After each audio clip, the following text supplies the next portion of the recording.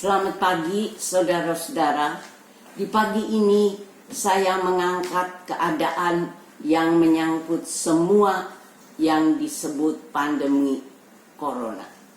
Dengan adanya pandemi atau wabah yang mendunia, muncul kata-kata yang jadi populer: isolasi, karantina.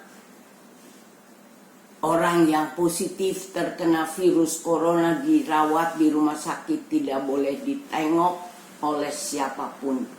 Muncul juga istilah ODP, orang dalam pengawasan. Muncul istilah lain yang populer, istilah lockdown, orang tidak boleh masuk keluar wilayah kota tertentu.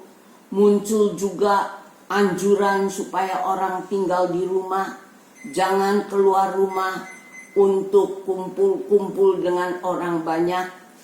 Semua tindakan itu untuk menghindari penyebaran virus corona. Sekolah-sekolah diliburkan, orang-orang ke kantor juga melibur. Jakarta jadi kota sepi. Di tengah keadaan itu banyak orang yang bersyukur karena diri dan keluarganya tidak terkena wabah corona. Saya setuju dan juga bersyukur, tapi agaknya tak cukup sekedar bersyukur karena kita dan keluarga kita tidak terkena wabah yang mendunia itu. Tidak cukup bagaimana, di samping bersyukur yang kita ucapkan, rasanya ada yang harus kita lakukan. Lakukan apa? Belajar dari anjuran untuk jangan kumpul-kumpul dengan sesama jika tidak terpaksa. Kalau bertemu orang banyak, usahakan jangan dekat-dekat.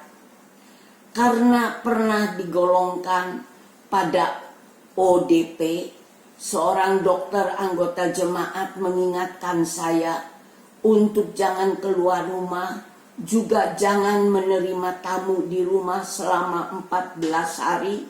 Maka dalam menjalankan peringatan itu, hari-hari itu bagi saya terasa amat sepi.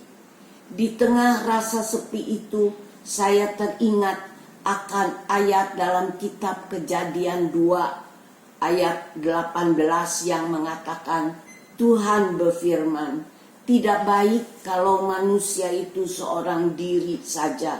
Aku akan menjadikan seorang penolong baginya yang sepadan dengan dia.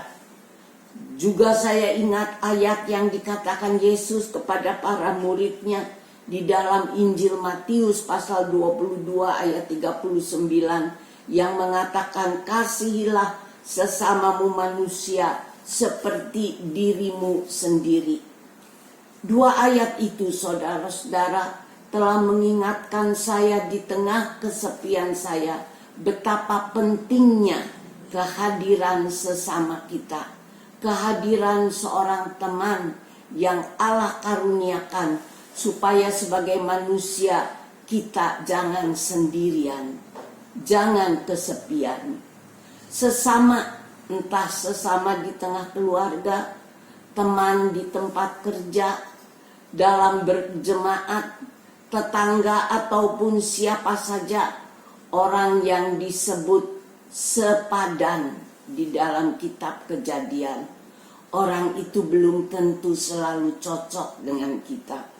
Allah menghendaki kita sepadan dengan sesama kita, tapi dalam kenyataan belum tentu tumbuh sejalan. Tapi siapapun dia, sesama yang Allah pertemukan dengan kita, cocok atau tidak cocok, terimalah mereka. Bergaullah dengan mereka.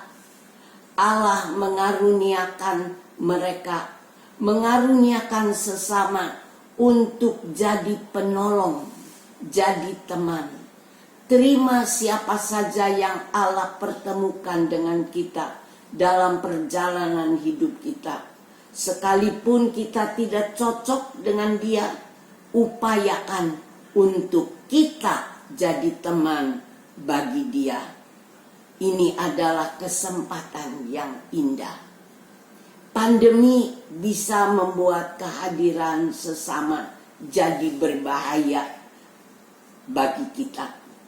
Berarti kesempatan untuk kita bergaul, berbaik dengan sesama menjadi terbatas. Saudara-saudara, semoga Allah Sang Pencipta segala sesuatu yang mengenal kita, mengenal sesama kita yang manapun yang Allah tempatkan di perjalanan kita. Allah yang melihat dan mengenal pandemi yang kita hadapi, menolong kita dan boleh mengakhiri pandemi yang kita hadapi. Itulah hendaknya menjadi harapan dan doa kita. Dan kalau pandemi ini sudah teratasi, semoga kita semua dikuatkan untuk kembali hidup dalam keakraban dengan sesama, hidup dalam berkumpul, jangan saling menjauh. Kiranya pengalaman menghadapi pandemi ini membuat kita lebih mensyukuri akan kehadiran sesama kita, dan kita lebih mewujudkan perintah Tuhan untuk hidup saling mengasihi. Amin. Mengasihi lebih sungguh, mengasihi lebih sungguh. Tuhan lebih dulu mengasihi kepadaku, mengasihi lebih sungguh,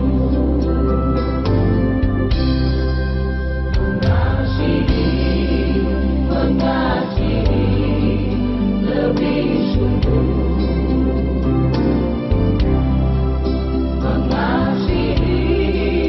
mengasihi lebih sungguh.